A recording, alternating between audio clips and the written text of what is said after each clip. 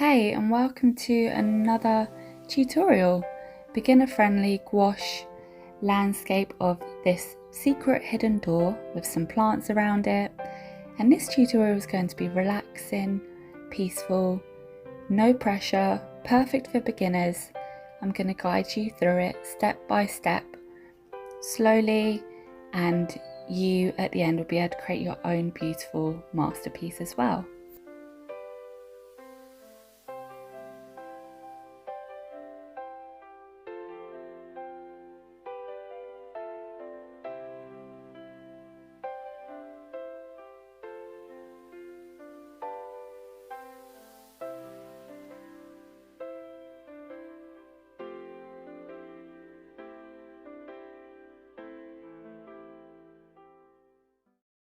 So as I've started off, I've got 2 pots of water, some kitchen towel, my paint palette, which is just a ceramic plate, and I've taped down the page and I'm doing a quick outline of a door and going in with some yellow ochre, some white and some black gouache paint. And as you can see, I add a drop of water to each colour because on its own in the tube it's quite thick. And when you use gouache, you don't want the paintbrush to be too wet. So if I add a drop of water onto the paint, it gets it at the right consistency for me. You still want the brush wet, but dab off the extra water. So just go around the whole outside of the door with this colour. Doesn't need to be perfect. Don't worry if you accidentally go over any of the lines because we will be tidying it up later on.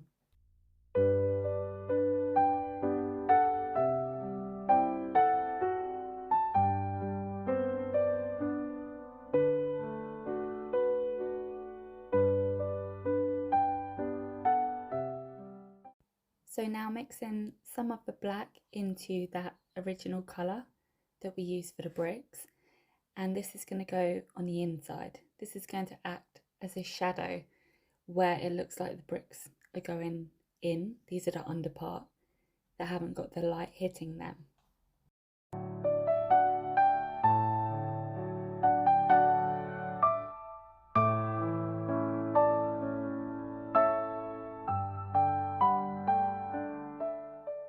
I want to add some details onto the bricks. I'm using some of the white and the yellow ochre to create a light wash.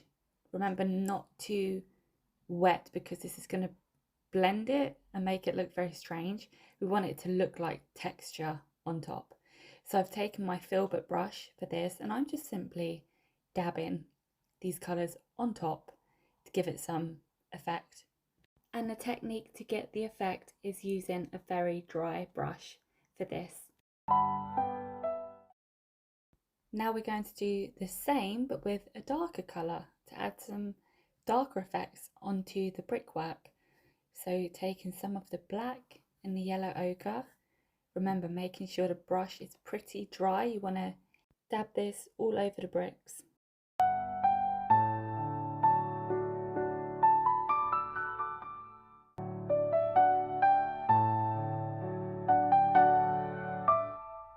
Now we're going to blend out the texture on the brick ever so slightly using a wet brush, but not too wet. Dab off the extra water and just go around and gently buff it out.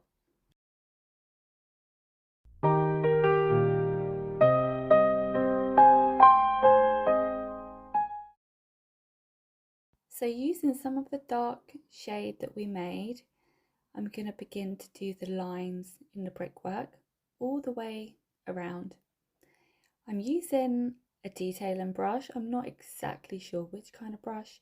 I got a pack of 5 off of Temu. They're quite good for getting thin lines. So I switched back to my other brush. I do like these ones, and using some burnt umber and sienna, going to mix a bit of black in there as well, and we'll use this colour to begin painting the door.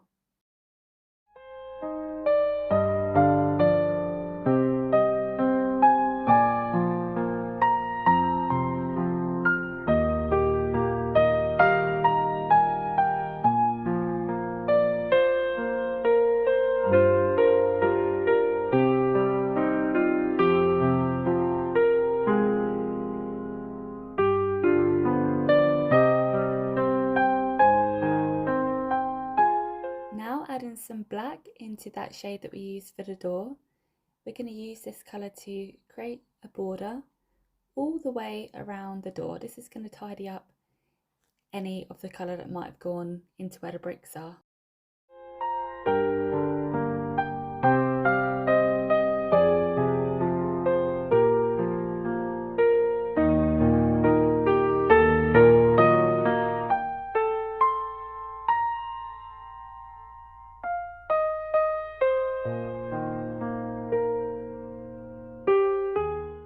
Here, taking some of that same dark colour, we're going to use this to create lines in the door that gives the effect of the wood splitting or being cracked. And I love doing this. It really gives detail to it, makes the door come alive, gives it shadow where there would be dark patches within the door. So just do that all over. They don't have to be perfectly straight because in real life they're not either. And I'm doing the same with a lighter colour also. I've added white into the mix. And this is going to add some highlights, so it's not all just one solid brown colour.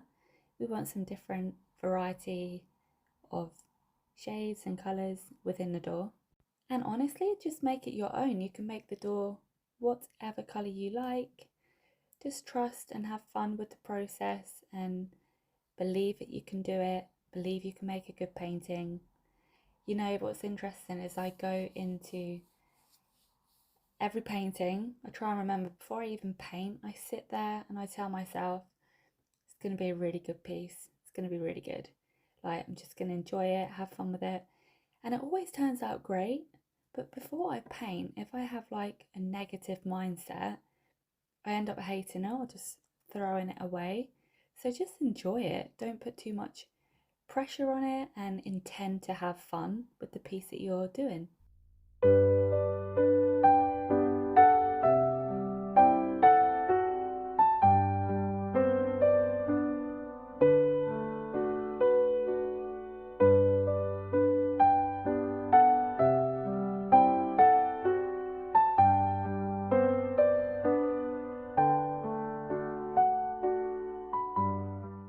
And here I'm using some water to blend out the lines and colours on the door so they're not so harsh.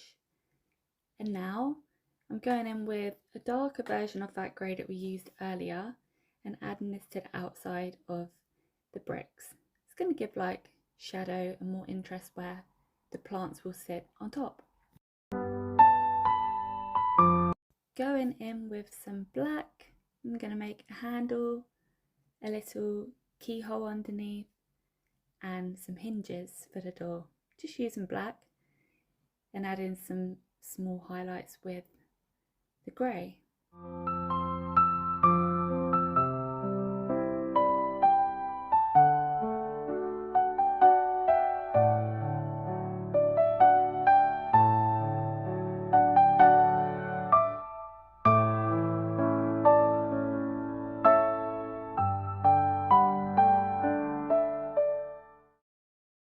Adding some more black and primary yellow to my palette, mix them together. You want quite a thick mix of this because we want a lot of light colours to sit on top.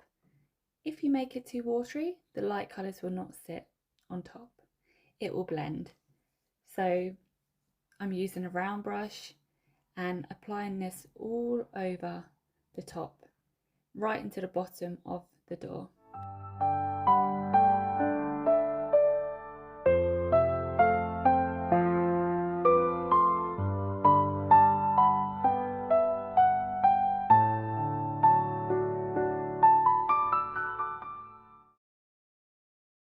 Just mixing up more of that colour to add a bush in the bottom left corner.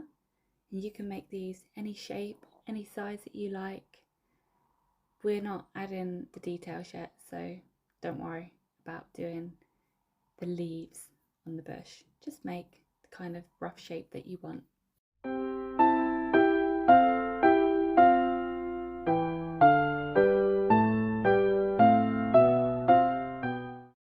So mix in some of the burnt umber, yellow ochre, tad of the burnt sienna, creating a path in front of the door. and it was a bit too saturated for my liking, so I added some black. But again, you could do the path in any colour you like. You could take the grey that we used for the bricks earlier and do a path in that colour. I think that would work really nicely. So let's go ahead and paint in the bush on the right as well.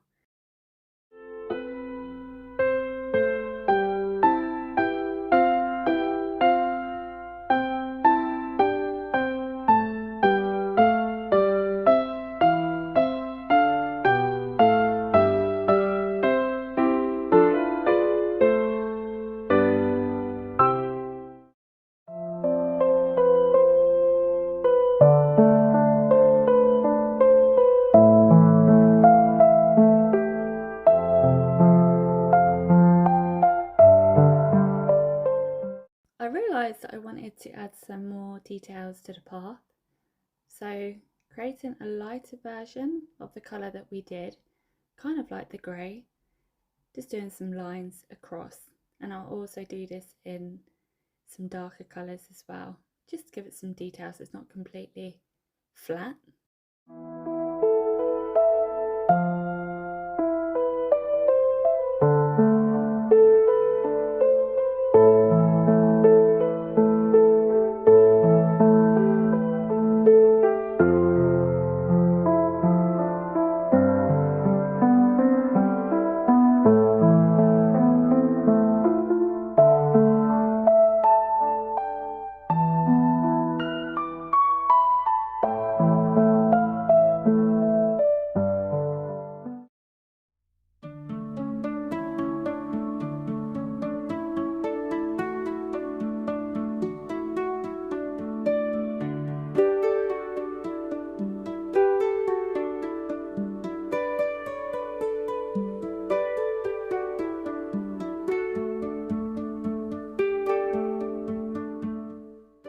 Using the dark colour for the green and the tip of the brush, we're going to use the very edge of the bush to create some leafy textures. I love using the brush with a small point because it really gives the shape of leaves. So just dab and do dots here and there in different directions and build it up in layers around the outside of the bush. You can do some bigger leaves, some smaller leaves, some grassy pieces.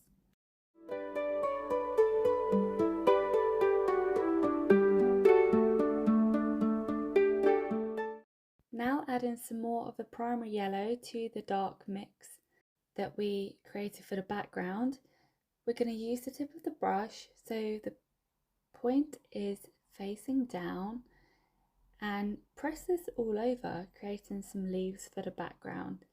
These leaves are going to be in the very distance. They're going to act as like the underpainting after the dark layer. These are going to be hidden and we want them to appear quite far back. And I'm going in with the same for the bush, but I've added a bit of blue into the mix for this, and not so much creating the leaf texture. I do more of dabbing, so it's like round kind of blob shapes, but you don't want them all too close together. Leave some gaps in between so that you can see the dark shade coming through as well.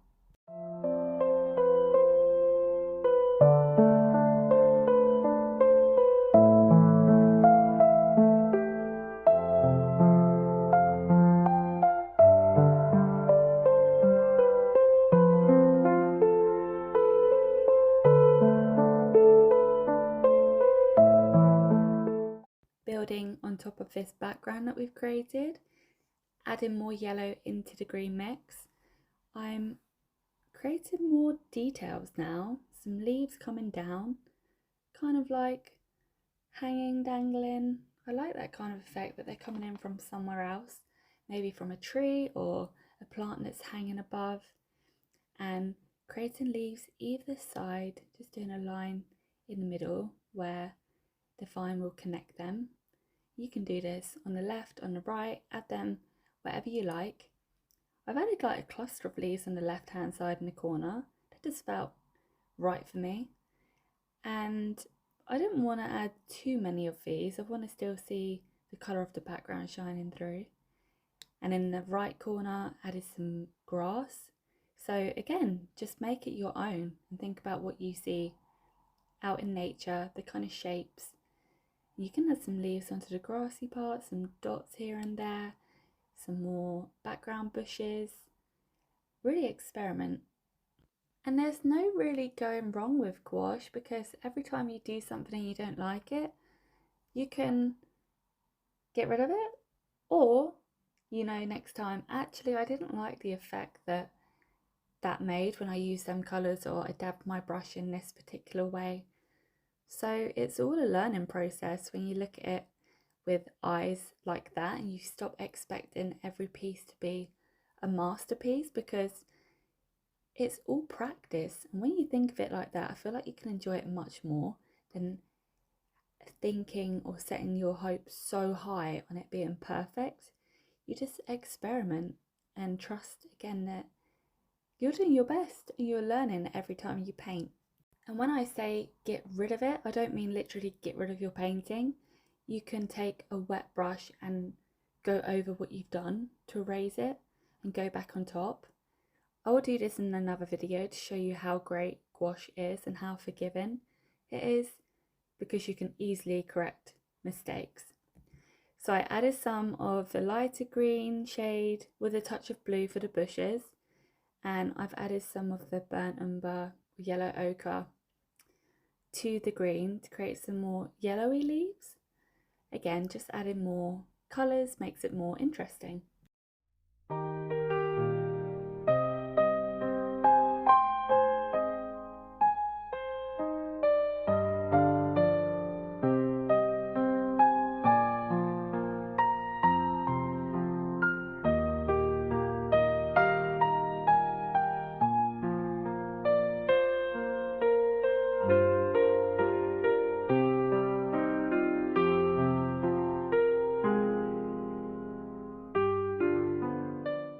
So I've gone in with some white to add some dots onto the vines and leaves area that I've painted, make it look like small flower buds, and going in with some colours as well for small flowers on the bush. You can do whatever colour you like. Going in with some reds and oranges, dabbing them on. Don't need to go crazy on the details, just give the effect that there's some colour there. And I think I am finished. Feel free to add more details of your own choosing. I hope you enjoyed this tutorial. I would really appreciate it if you could like, comment and subscribe, and I will see you in the next painting. Let me know what you think in the comments. Bye!